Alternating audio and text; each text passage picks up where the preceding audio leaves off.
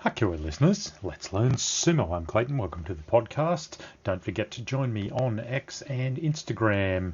Also YouTube at Let's Learn Sumo, where you will find a new episode, including a tour inside the Kokugikan National Sumo Stadium in Tokyo. Went for a bit of a walk the other day. I hope you enjoy that. I hope it gives people who can't travel to Tokyo a bit of an insider's view of the National Sumo Stadium.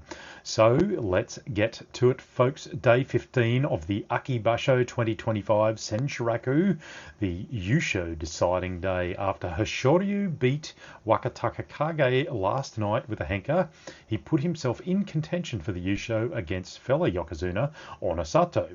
Now, there were more than a few boos in the crowd last night, but as they say, winning sumo is Yokozuna sumo. There's a bit of criticism and some acceptance within sumo circles of Hoshoryu winning by henka against Wakataka Kage to make the final day Yusho race. For me, he has been henkered fairly hard since his promotion this year, so I think all is fair in love and sumo. Anyway, Onosato, he came to day 15 with one loss under his belt, and a win against Hoshoryu in regular time tonight would hand him the Yusho trophy. If he took a loss, it would force a playoff against Hoshoryu. Now, Hoshoryu and Onosato faced off against each other, a full house in the stadium. Hoshoryu fired out of the tachiai, landed both hands just under the neck of Onosato and just hit him in the right place, fired him back and thrust him out of the ring. You would have thought it was Onosato doing that style of Oshisumo, but no, it was Hoshoryu. So Hoshoryu wins and the Yokozunas are equal on the score with a playoff forced for the Yusho. Short 5 to 10 minute break where the sumo go back to the dressing room and the hairdressers fix their hair. Who would have thought I would say that line? Anyway, they returned to the ring and the process started again. Hoshoryu launched out of the tachiai, went straight for the front of Onosato's belt. Hoshoryu pivoted to get into a position for the throw, but Onosato countered, and Onosato ended up in the better position for the throw as they went over the bales together. Now, Hoshoryu went over the bales as Onosato went forward down at the edge. Hoshoryu was flying much faster as Onosato got more purchase. Onosato's hand touched down at the side of the dohyo, whereas Hoshoryu tumbled into the crowd. The gunbai went to Onosato. Judges put up their hand. It was a mono-e, but it was not a long one. The chief shempan makes the call. Hoshoryu, to me, looked like he was probably shinatai, dead body, which meant he was airborne and outside the bales before Onosato's hand touched down. It was a very close call, though. The chief shimpan, he makes the call. Gunbai Dori, Onosato.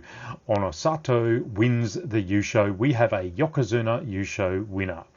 I think and hope this rivalry will swap places for years to come. Hoshoryu, he is well capable of besting Onosato and has done so, but it was Onosato's night by a small edge. He gets the big macaroon biscuit. Hoshoryu and Onosato finishing on 13-2. With Onosato winning by playoff. What a great tournament by both Yokozuna. Hoshoryu, look, he will probably regret the Kodazakura fight more than the Ayanishiki fight. He lost that tachiai in a way that he shouldn't, and it caused his lack of defense to Kodazakura.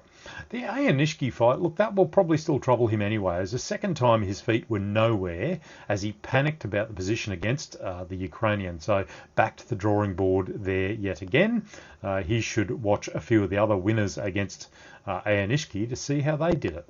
Onosato, he'll probably look at his Hakuo Oho loss and continue to look at his retreating defence for a bit more improvement, but overall we have healthy and firing Yokozuna on both sides. All is right in the world. Ozeki Kodazakura, well, now he's in doubt for the Fukuoka Basho in November, and truthfully, he should look at getting surgery now rather than waiting simply for something that isn't likely to get any better. He had otherwise improved in his movements greatly this tournament and looked on a pretty good path, but it's now back to square one for the Ozeki, 9, 8 and 1 for Kodazakura. Both Sekiwakes will fall out of that rank next Basho, likely down to Magashira 1, East and West. Wakataka Kage, 6 and 9 with what looked like a lot of strapping on his knee, which would explain a lot. Kirishima also 6 and 9 after he pretty much failed against his fellow Senyaku this tournament. Takayasu got his Makekoshi, but he did get a win tonight, 7 and 8. He beat Kirishima this evening. Wakamoto Haru, look, won an excellent Yotsu battle with Nishiki tonight, got his favoured grip and just worked Nishiki over the bales, showing everyone else how it's done. Good strength, good position, good leverage. Wakamoto Haru, 9 and 6 and heading in the right direction from Megashira 4. He'll go up a couple of ranks. Nishiki, 11 and 4 with a really strange special prize condition this evening. If Hoshoryu won the Yusho, Nishiki was winning one of the special prizes. Now, Hoshoryu didn't win it, so Nishiki doesn't get it, but I've never seen a condition like that before. It was weird all the same.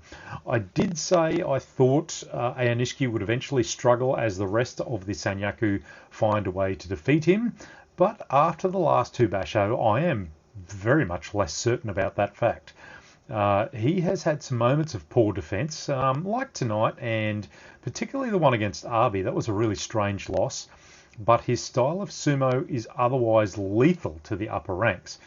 I think part of the trick is to get his centre of gravity a bit higher, because that's what both Abi and Wakamoto Haru did. So I'll go back and watch those fights, and I'll spend a bit of time looking at how they did it, because I'm just still not sure why his defence didn't work. Anyway, his speed, his movements, his unusual throws have left some of the other Rikishi looking totally at sea, including Yokozuna Hoshoryu. He's truly an unusual talent with a stronger sumo fundamentals than I first thought. Anyway, time will tell. He'll be up against the Sanyaku and he'll be up to Sekiwake next Basho and seems to be able to hold his own there, so I expect an Ozeki run from him. So let's do a bit of a roundup of the other Rikishi and how they went. Megashira 1. Tamawashi, 6 and 9 for the grand old man. Didn't quite go as well for him. Abi, a pretty bad tournament at Magashira 1 West, 3 and 12. He did get a win over Nishiki. Hakuoho got himself a Kimboshi and a Makekoshi, 8 and 7. Oho, 10 and 5 at Magashira 2. He really performed quite well this tournament. Tami Fuji, look, fought okay, but came away with a Makekoshi 5 and 10. Goniyama, catastrophic at 1 and 14. Gave it a good go tonight, but just couldn't get there. Hirodumi, Kachikoshi 8 and 7. Wakamoto Haru, Kachikoshi 8, 9 and 6. Kota Shoho, Yusho winner from July, 3 and 12. Join the bad barge. Ichi Yamamoto, 4 and 11. He's also Makekoshi. Onakatsu, 7 and 8. Kusano did well, got himself his Kachikoshi 8 and 7 at Megashira 6. Takanosho, really good Basho, 12 and 3. Whatever he did this tournament seemed to work for him. He will fly up the Bunsuke yet again. Oshoma, 9 and 6 also, Kachikoshi. Ura, and now I'm really happy to see Ura get double figures, 10 and 5. He hasn't got a lot of double figures in his time.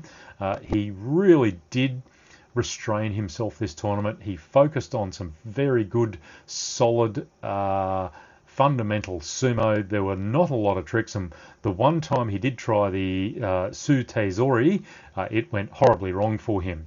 Kimbozan, 7 and 8, improved a little bit towards the end, but still Makikoshi. Midori Fuji just missed out on his. He got 7 and 8, Makikoshi. Fujinokawa, 6 and 9. Now, I did see a photo tonight of Fujinokawa, and he looked about 7 or 8. He was sitting on the lap of Nishikigi when he was 7 and 8. It's a very cute photo. I'll see if I can get it and post it for everyone to see on my Insta. And he also gave the power water to Nishikigi this time, so I think he was very proud to do that. Daisho, 7 and 8, just couldn't pull out Kachikoshi. Tsurunomi did well, 9 and 6 at Magashira 10, as did Shodai, 10 and 5. Roga, 7 and 8.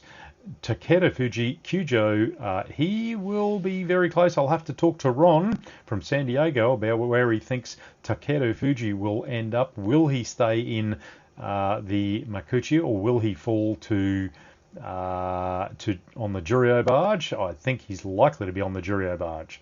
Mita Kayumi, 7 and 8 after a good July. Meisei improved a little bit. He was having a really poor tournament, 5 and 10, but still he's in deep trouble. Toki Hayate, 7 and 8 at Magashira 13. Sadnumi's in trouble, 6 and 9. Asakoryu also in trouble at 6 and 9. Tobizaru did well, saved himself at Magashira 15 with a Kachikoshi 9 and 6. Shonanumi in trouble again, 7 and 8 at Magashira 15. Tomokaze 9 and 6, doing okay. Really good to see him make his, I think, first Kachikoshi in Magashira.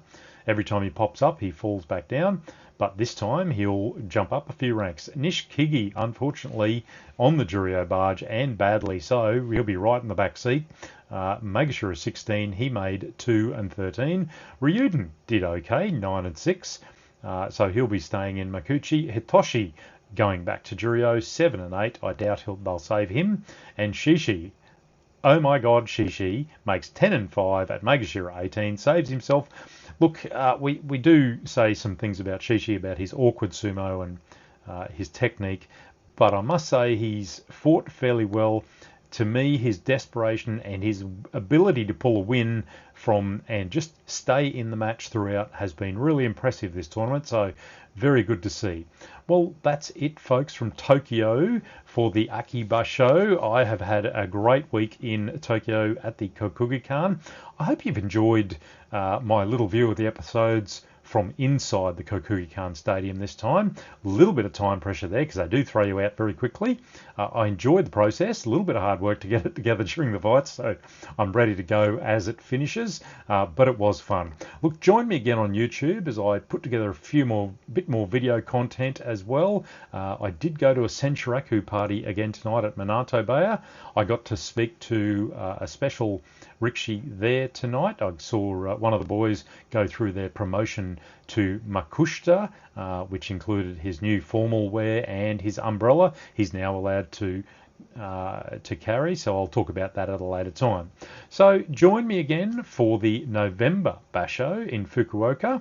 I hope you can. Hakuo listeners, let's learn sumo.